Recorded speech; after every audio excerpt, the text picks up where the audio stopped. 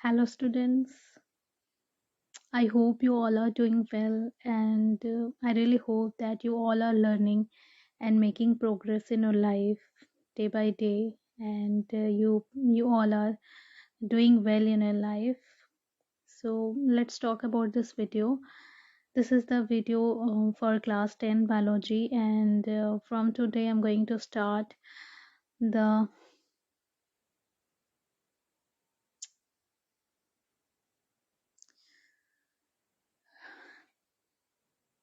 so this is the video for class 10 biology, and today I'm going to start chapter 1.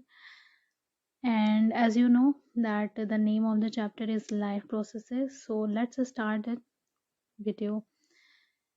Now before starting the video I want to ask you one thing.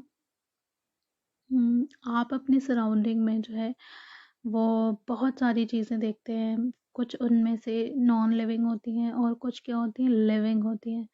तो अगर मैं आपसे पूछूं कि वो कौन वो क्या है, वो क्या बातें हैं, वो कौन सी चीज़ें हैं जो नॉन लिविंग को लिविंग से डिफ़र करती हैं, अलग करती हैं उनको, वो कौन सी चीज़ें हैं जो लिविंग को लिविंग बनाती हैं। Okay, they make the living things living. Okay, and ऐसा क्या है जो नॉन लिविंग चीज़ों में नहीं होता है, जिसकी वजह से वो क्या होती है, डिफरेंट होती हैं, they do not called living, and इनको हम लिविंग बोलते हैं। तो ऑब्वियसली आप कहोगे there are lots of things which make the living different from non living. जैसे कि लिविंग बीइंग्स में जो है वो बहुत सारी ऐसी प्रोसेसेस होते हैं, बहुत सारे ऐसे फंक्शंस होते हैं जो नॉन लिविंग में नहीं होते हैं। लाइक आप बोलेंगे ब्रीदिंग, रेस्पिरेशन, ठीक है। आप लिविंग बीइंग सांस लेते हैं, दे इनहेल एंड एक्सहेल, रेस्पिरेशन करते हैं, दे excrete, okay, they need nutrition, उनको न्यूट्रिशन की ज़रूरत होती है, वो खाना खाते हैं एंड उससे उन्हें एनर्जी और न्यूट्रिएंट्स मिलते हैं। बहुत सारी मेटाबॉलिक एक्टिविटीज़ उनकी बॉडी में होती हैं, दे ग्रो, उनमें ग्रोथ होती है, दे रिप्रोड्यूस, वो रिप्रोडक्शन करते हैं, अपने ही जैसे नए ऑर्गेनिजम्स को प्रोड्यूस करते हैं, उनकी बॉडी में ट्रांसपोर्टेशन का प्रोसेस होता है। तो ये सारी जो चीज़ें हैं जो लिविंग को नॉन लिविंग से डिफरेंशिएट करती हैं, they all they all are responsible for the life. ये सारे प्रोसेसेस मिलकर लाइफ को पॉसिबल बनाते हैं, ठीक है। तो इसीलिए हम इस इन प्रोसेसेस को, इन फंक्शंस को हम क्या बोलते हैं, life processes. There are lots of processes which occur in the living organisms that make the life possible in them. Okay, so there are four main life processes which are given in your chapter, that is respiration, excretion, nutrition, and transportation. Four life processes are given in the chapter 1 that you have to study, and I will start the topic nutrition, and the subtopic of this topic nutrition I will start today, and the name of that topic is nutrition and its types.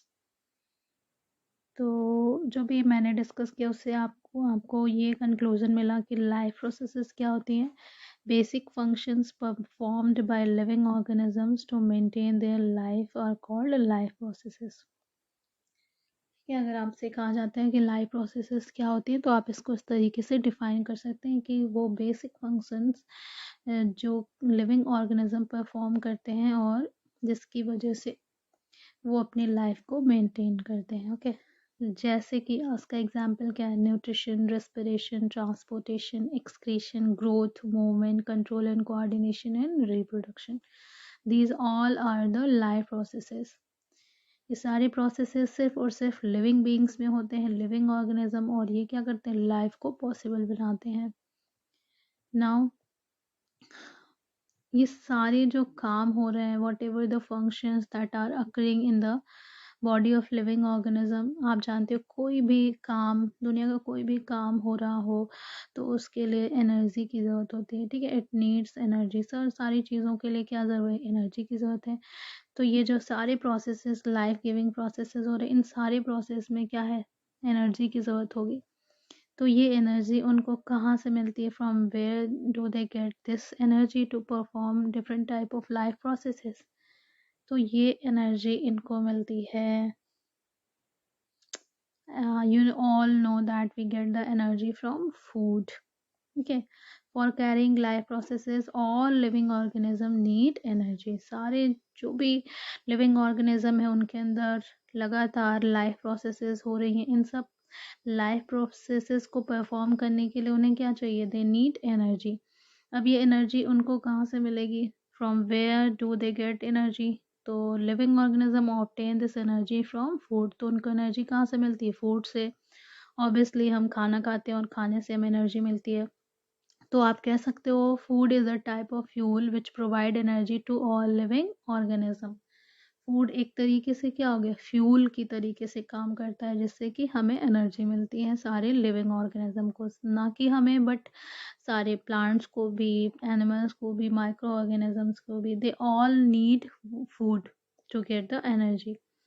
ना food का क्या importance हो गया? तो फिर ठीक है, तो सबसे पहला इम्पोर्टेंस हो गया it is a source of energy. Food से हमें एनर्जी मिलती है। और फूड हम खाते हैं तो उसमें बहुत सारे न्यूट्रिएंट्स होते हैं, जो nutrients as a raw material work करते हैं हमारे, और उनका इस्तेमाल हमारी बॉडी करती है रिपेयर करने के लिए, हमारी बॉडी में ग्रो करने के लिए, और हमारी बॉडी के डेवलपमेंट में वो रॉ मटेरियल्स, वो न्यूट्रिएंट्स काम में आते हैं।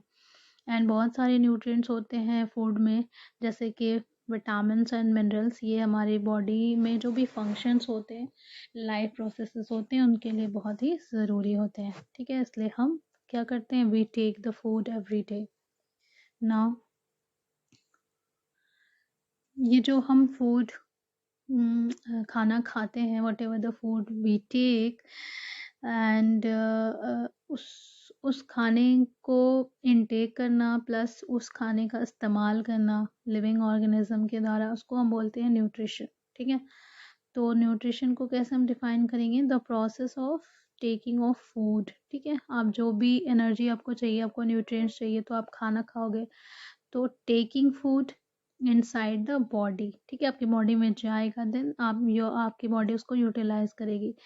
तो न्यूट्रिशन का मतलब होता है कि आपने खाना खाया, फूड इनटेक किया, और जो भी फूड आपने इनटेक किया उसको कन्वर्ट किया स्मॉलर मॉलिक्यूल्स में, जो कि आपकी बॉडी एब्जॉर्ब करेगी और फिर उसका इस्तेमाल करेगी, यूज़ करेगी, ठीक है। इस प्रोसेस को आप क्या बोलते हो? न्यूट्रिशन।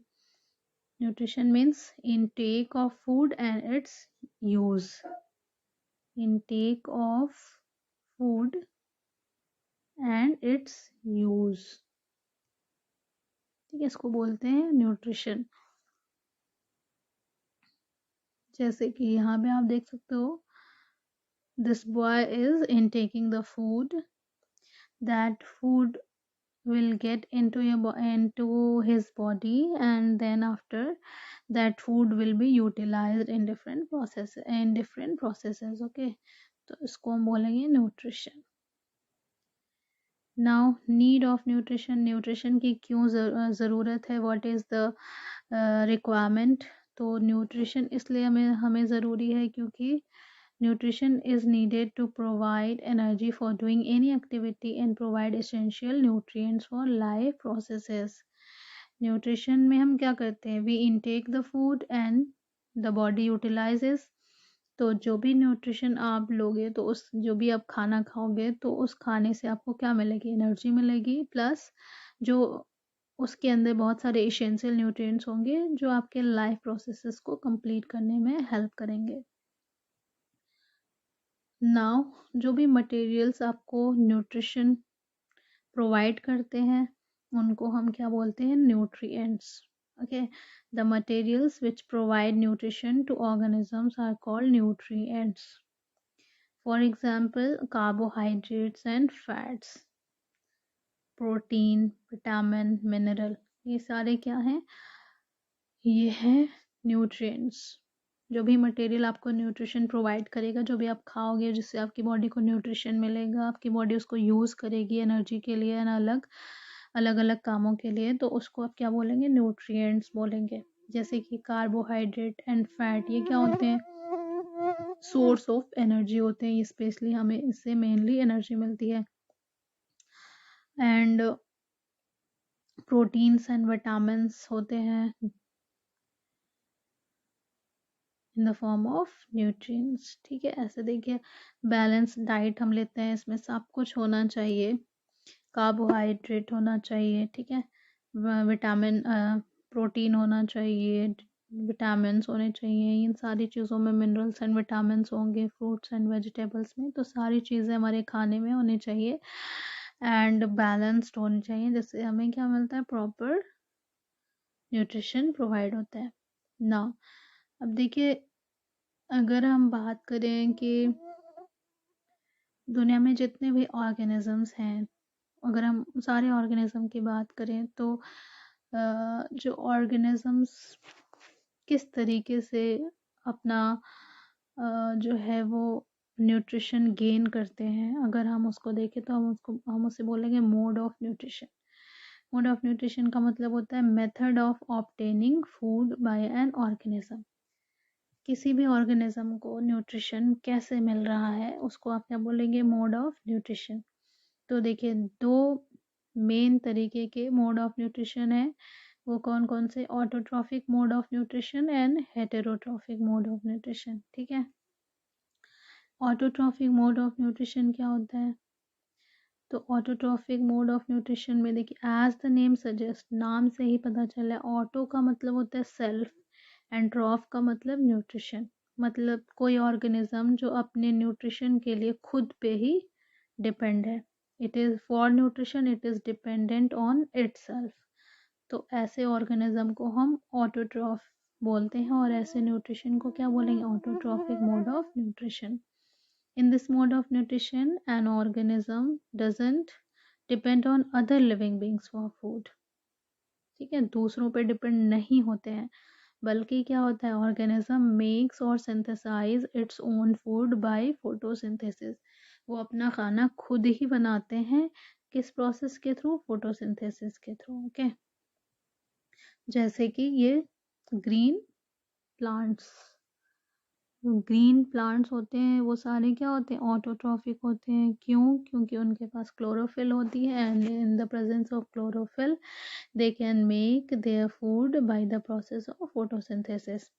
एंड ऐसे ऑर्गेनिज्म को आप क्या बोलेंगे? ऑटोट्रॉफ बोलेंगे। The organisms which can make their own food by photosynthesis are called autotrophs and this mode of nutrition is called as autotrophic mode of nutrition. इस मोड को आप क्या बोलेंगे? Autotrophic mode. एंड ऐसे ऑर्गेनिज्म जो autotrophic mode of nutrition show करते हैं उनको हम क्या बोलेंगे? ऑटोट्रॉफ बोलेंगे। For example all green plants and some autotrophic bacteria. Now यहाँ पे आप देख सकते हैं कि फोटोसिंथेसिस में क्या होता है? फोटोसिंथेसिस, ये इस डायग्राम में फोटोसिंथेसिस शो की गई है। इसमें क्या होता है कि सनलाइट की हेल्प से जो ग्रीन प्लांट्स होते हैं वो क्या करते हैं? कार्बन डाइऑक्साइड एंड वाटर की हेल्प से वो क्या बनाते हैं? अपना खाना बनाते हैं कार्बोहाइड्रेट के फॉर्म में, और एक उससे बाई प्रोडक्ट रिलीज होता है ऑक्सीजन। ठीक है, ना दूसरा मोड क्या है? Heterotrophic mode of nutrition. इसमें भी देखिए अगर इसके नाम को आप देखेंगे तो हेटेरो का मतलब होता है अदर्स एंड ट्रॉफिक का मतलब होता है न्यूट्रिशन, मतलब कि वो ऑर्गेनिज्म जो अपने न्यूट्रिशन के लिए दूसरों पे डिपेंड है, तो उनको आप क्या बोलेंगे? Heterotrophic mode of nutrition. And heterotrophic nutrition is that mode of nutrition in which an organism cannot make its own food and depends on other organism for its food. ऐसा न्यूट्रिशन जिसमें organism जो है वो क्या है? दूसरे organism पे depend करता है अपने खाने के लिए। These organisms which cannot make their own food and depend on other organism for their food are called heterotrophs. ऐसे ऑर्गेनिज्म को आप क्या बोलेंगे? हेटेरोट्रॉफ्स बोलेंगे। जैसे कि एनिमल्स, जितने भी एनिमल्स होते हैं, मैन, डॉग, कैट, लायन, बहुत सारे बैक्टीरिया और फंगस, ये क्या होते हैं, हेटेरोट्रॉफ होते हैं, वो अपना खाना खुद नहीं बना सकते हैं। ठीक है, जैसे आप यहाँ पे देख सकते हो कि ये जो ग्रीन प्लांट्स हैं, ये तो ऑटोट्रॉफ्स हैं, ये खाना बनाएंगे। और ये जो रैबिट है, ये क्या है, प्लांट्स पे डिपेंड करता है। ये हॉक जो है वो रैबिट को खाएगा, तो ये रैबिट से खाना ले रहा है। ये फॉक्स जो है वो रैबिट को खाएगा, तो रैबिट से खाना ले रहा है। डियर, देखिए डियर जो हेटेरोट्रॉफ है वो प्लांट से खाना लेगा। एंड जो ये टाइगर है वो क्या, हिरन को मार कर खाएगा, तो ये हिरन से खाना ले रहा है। तो यहाँ पे इसको छोड़कर, ग्रीन प्लांट को छोड़कर, जितने भी यहाँ पे आपको एनिमल्स दिख रहे हैं, सारे क्या है, हेटेरोट्रॉफ्स हैं। They are dependent on other organism to get the food. Now heterotroph can be further divided into 3 types. अब ये हेटेरोट्रॉफ जो हैं, जो दूसरे ऑर्गेनिज्म पे अपने खाने के लिए डिपेंडेंट हैं, ये 3 तरीके के हो सकते हैं। ठीक है, कौन कौन से होते हैं, कार्निवोर्स हो सकते हैं। कार्निवोर्स का मतलब क्या हुआ, organisms those who eat only animals are called carnivores. जो क्या खाते हैं, दूसरे एनिमल्स की बॉडी को, फ्लैश को खाते हैं, जैसे tiger, lion, snake and frog. Okay, like you can see this lion is eating this deer. Okay,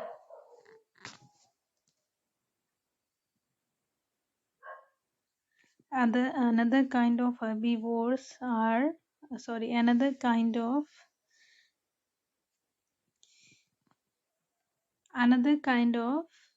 heterotrophs are called as herbivores. Herbivores क्या है, those organisms which eat only plants and plant products. ऐसे animals जो क्या करते हैं, जो plants या उनके products को खाते हैं। ठीक है, प्लांट्स ही उनका क्या होता है, फूड होता है न्यूट्रिशन के लिए। तो ऐसे ऑर्गेनिजम्स को हम क्या बोलते हैं, हर्बीवोर्स बोलते हैं। वो किस पे डिपेंड है, प्लांट्स पर डिपेंड है, जैसे कि cow, deer, rabbit, elephant etcetera. यहाँ पे आप देख सकते हो, this deer is eating the grass to get the nutrition. Third type of heterotrophs are called as omnivores. Omnivores क्या होते हैं, ऐसे ऑर्गेनिज्म जो प्लांट को भी खाते हैं एंड एनिमल्स को भी। Organism those eat both plant and animals, उनको हम क्या बोलते हैं, omnivores। जैसे कि crow, human, dog, sparrow. Okay, यहाँ पे आप देख सकते हो, दीज आर द omnivores। ठीक है, ये बियर जो है ये omnivore है, ये प्लांट्स के आइटम्स भी खा सकता है, दूसरे एनिमल्स को भी मार कर खा सकता है। Crow, this fish and this pig. Okay, they are omnivorous animals. Now heterotrophic nutrition कितने टाइप का होता है, this can be of 3 types. okay, now the heterotrophic mode of nutrition can be divided into 3 types. What are these? These are saprophytic, parasitic and holozoic nutrition.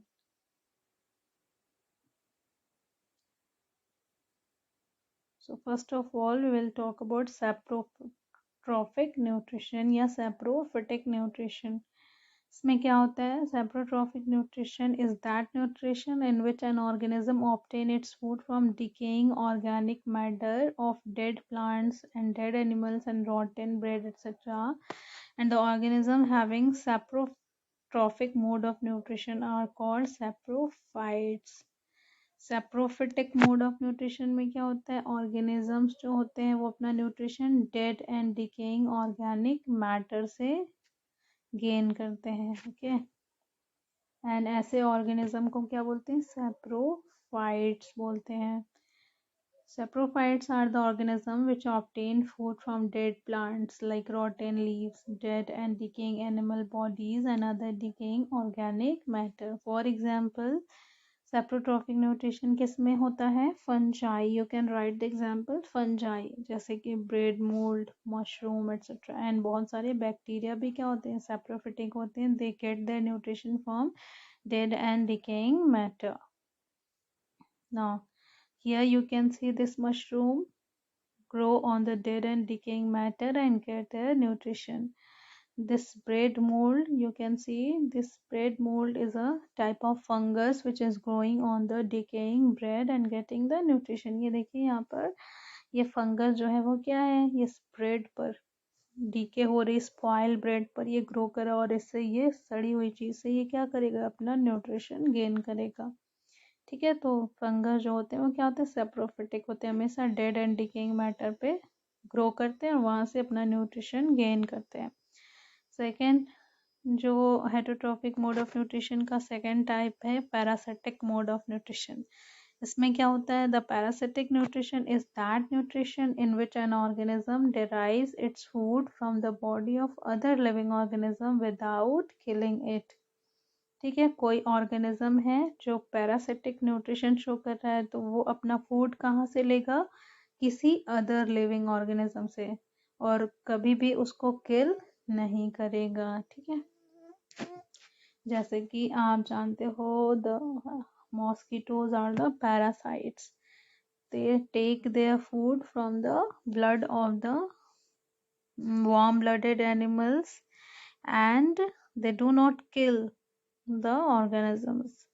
यहाँ पे आप देख सकते हैं this bug is sucking the blood from the skin, getting the nutrition. And parasite उस organism को बोलेंगे जो अपना खाना कहाँ से ले रहा है, अनदर लिविंग ऑर्गेनिज्म से, और जिस भी ऑर्गेनिज्म से वो अपना खाना अपना न्यूट्रिशन गेन कर रहा है उसको हम क्या बोलेंगे, host. Okay, parasite is an organism which feed on other living organism called its host से ये क्या करता है, अपना न्यूट्रिशन गेन करता है, जैसे कि Plasmodium and round worm, few plants like Cuscuta, अमरबेल जिसको कहते हैं, and several fungi and bacteria. Now, last type of heterotrophic nutrition is called holozoic nutrition. Holozoic nutrition is that nutrition in which organism takes the complex organic food material into its body by the process of ingestion, and when the ingested food is get into the body, it get digested and then absorbed in the body cells of the organism. Holozoic mode of nutrition में क्या होता है, organisms जो हैं वो complex organic food material को intake करते हैं, पहले अपने बॉडी में इनटेक करते हैं जिसको बोलते हैं इंजेशन, और फिर वो जो फूड आप बॉडी में इनटेक कर रहे हो उसका क्या होता है, डाइजेशन होता है, और उससे जो है वो जो भी न्यूट्रिएंट्स निकलते हैं उनको बॉडी सेल्स क्या करती है, एब्जॉर्ब करती हैं। ऐसे मोड ऑफ न्यूट्रिशन को आप क्या बोलते हो, होलोजोइक मोड ऑफ न्यूट्रिशन, जैसे कि ह्यूमन बीइंग में होता है और बहुत सारे एनिमल्स में होलोजोइक मोड ऑफ न्यूट्रिशन होता है। ठीक है, इसमें क्या करते हैं, हम खाने को क्या करते हैं, इनटेक करते हैं, पहले कॉम्प्लेक्स ऑर्गेनिक फूड जो होता है उसको हम क्या करते हैं, इनटेक करते हैं, फिर हमारी ये स्टमक में जाता है, फिर वहाँ पे ये डाइजेस्ट होता है और एब्जॉर्ब होता है, उसमें से जो भी न्यूट्रिएंट्स निकलते हैं एब्जॉर्ब होते हैं, and then after our body use that nutrients. ऐसा ही अमीबा के केस में भी होता है। अमीबा भी क्या क्या कौन सा मोड ऑफ न्यूट्रिशन शो करता है, होलोजोइक मोड ऑफ न्यूट्रिशन। ठीक है, अमीबा क्या एक सिंगल सेलुलर यूनिसेलुलर ऑर्गेनिज्म है, सिंगल सेल्ड ऑर्गेनिज्म, उसकी बॉडी में एक ही सेल होती है, तो जब भी अमीबा को कोई फूड खाना होता है तो वो उसको क्या करता है, इंजेस्ट करता है। ठीक है, ऐसे अपना स्यूडोपोडिया बनाकर उसको क्या करता है, फूड वैक्यूल बनाता है और उसमें उसको इंजेस्ट करता है, इनटेक करता है सेल के अंदर, एंड देन आफ्टर उस वो जो फूड होता है उसको डाइजेस्ट करता है, एंड डाइजेशन के बाद ये एब्जॉर्ब कर लेता है और उसको यूज कर लेता है। ठीक है, तो होलोजोइक मोड ऑफ न्यूट्रिशन में हम क्या करते हैं, हम खाने को पहले इंजेस्ट करते हैं, डाइजेस्ट करते हैं, देन अब्जॉर्ब करते हैं, फिर उसके बाद उसको यूज करते हैं। So this is all for this video. I hope you can get the point easily, and rest of the topics we will discuss in the next video. Till then, keep learning, keep shining. Thank you.